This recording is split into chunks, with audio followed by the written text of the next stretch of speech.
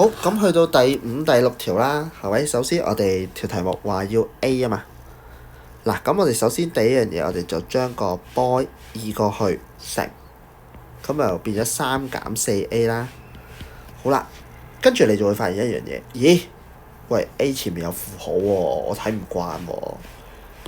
咁呢個時候可以點做呢？我哋就可以將佢移過去隔離，將個7 boy 移過去。嗱，呢個唔係必須嘅，但係我會覺得咁樣做會比較好，因為咧你咁樣面對住嘅 A 咧，會一個正數咧，你就會開心啲嘅。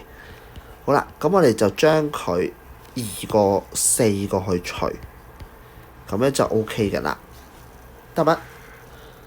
隔離啦，咁呢度你睇到 A 喎，佢題目要 A 喎，而 A 係分散咗喎，咁我哋係咪應該點做啊？抽佢出嚟。然後直接將佢掟過去除，咁就完成㗎啦。其實都係一啲好簡單嘅技巧嚟嘅。